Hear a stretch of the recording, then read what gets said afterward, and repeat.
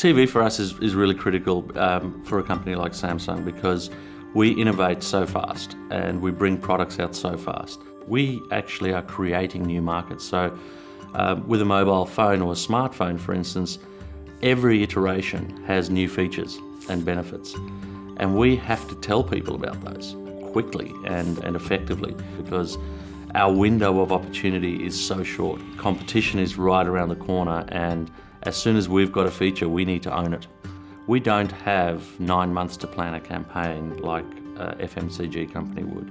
And so to that end, really TV works wonders for us because we're able to get that message out very quickly. For telecoms now, I mean, it's like any brand. It's commoditized, it's very competitive, lots of voices in the market, and customers are as demanding as ever, and quite rightly. From my perspective, O2's perspective, TV is as important as it was years ago. What it does is it starts a conversation and it drives big awareness. So it's the basis of every big campaign that we have. And people talk about TV ads, you know. We will always talk about TV ads. It's kind of what we've been brought up to do. It's a shared experience. That is huge in society.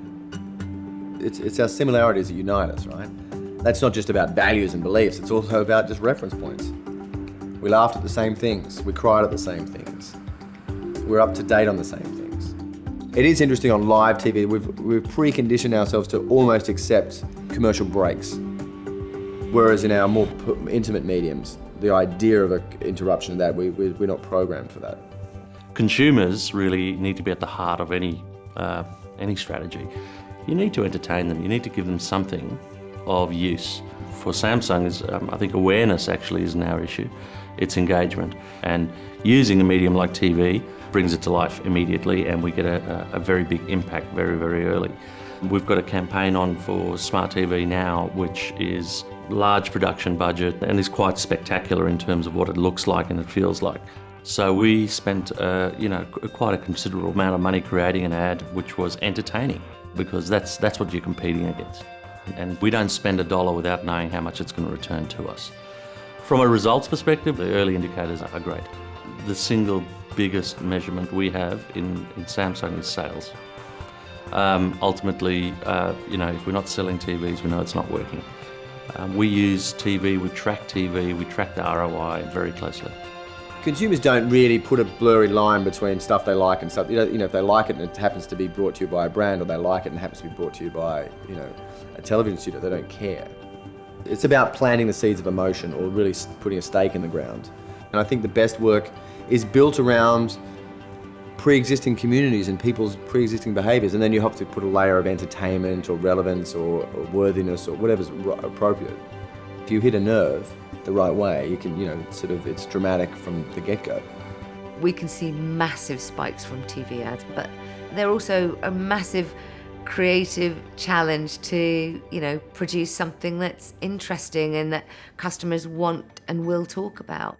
So when we did Bublé and Beyonce, the TV meant that we trended across the UK, and those artists were then the top tweeted, top conversations in every single platform, and that is stimulated from TV. So you tell a little bit of the story, you inspire people with, the big offer and the beauty of the artist and the passion of the music, and that's when people get massively excited, and that's where we get brand love.